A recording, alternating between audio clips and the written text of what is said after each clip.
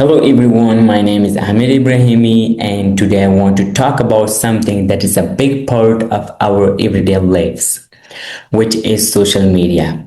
My topic is students should limit their social media use. I want to make it clear that I am not saying social media is completely bad. Social media help us communicate, learn new things, and stay connected with other peoples. However, when we use it too much, it can away our time and attention from things that are important. Today, I want to talk about some of the problems that can come from excessive social media use and some simply ways students can create better balance.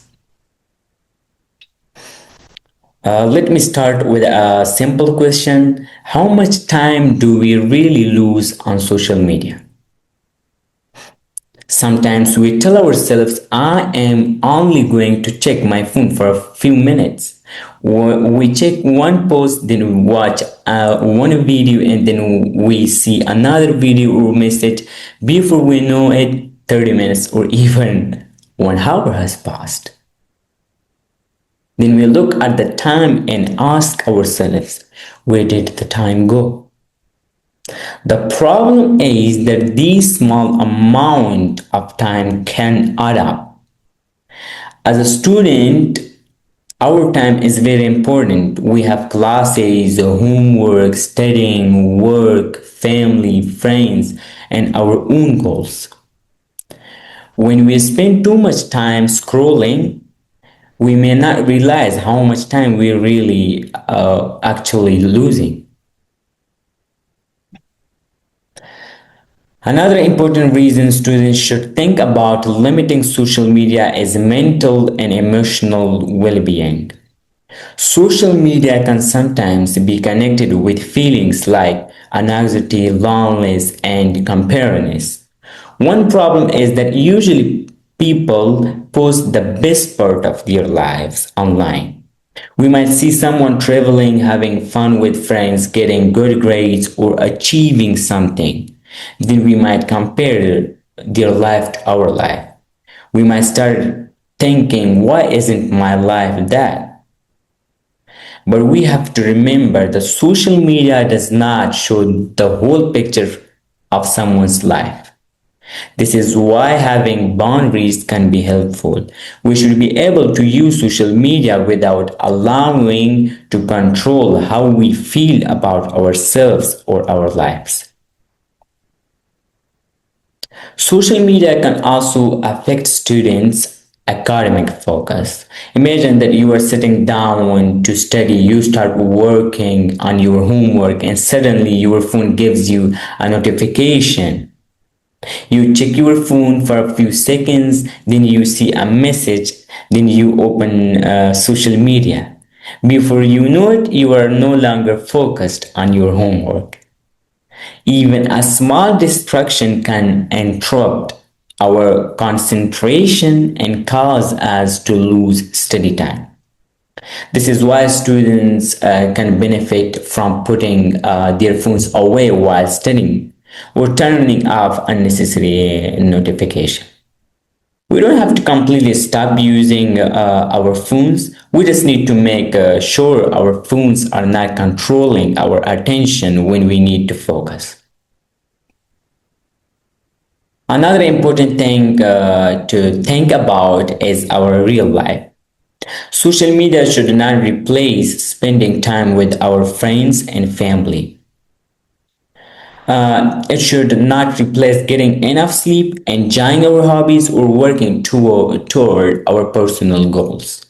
Sometimes we can spend hours watching other people live their lives online instead of actually doing something ourselves. For example, instead of spending hours watching other people play sports, we could go outside and play ourselves. Instead of constantly watching what other people are doing, we can spend time with our friends and family. Social media can be part of our lives, but it should not become our whole life. Also want to make something clear, social media is not the enemy. There are many good things about social media. It can help us communicate with other people, stay connected, learn information, share ideas. The real problem is excessive use. We don't need to completely delete social media from our lives, from our phones' lives. Instead, we need to create boundaries to find a balance. For me, I think of as connection plus boundaries equal balance. We can enjoy social media while also making sure that we have time for school, family, friends, hobbies, and goals. The good thing is that we don't have to make huge changes. We can start with small changes. First, we can set a daily time limit for social media. And second, we can turn off unnecessary notification so our phones don't certainly interrupt us. Third, we can put our phones away while studying so we can create a better environment for ourselves to study. And finally, we can spend more time with the people in real life. These changes seem small, but they can help us take big control of our time. And the goal is not completely stop using social media. The goal is to make sure we are using social media instead of social media using us. Now, I want to leave you with a question, and the question is, my phone helping me reach my goals, or is it disturbing me from them? I think this is an important question for every student. Our phones can be very useful tools, but our time is also valuable. For every day, like every day, we have a limited amount of time to study, work, spend time with people we care about, and work toward our goals. If we become more carefully about how we use social media, we can get some of that time back. So the next time you pick up your phone, take a second and ask yourself the question.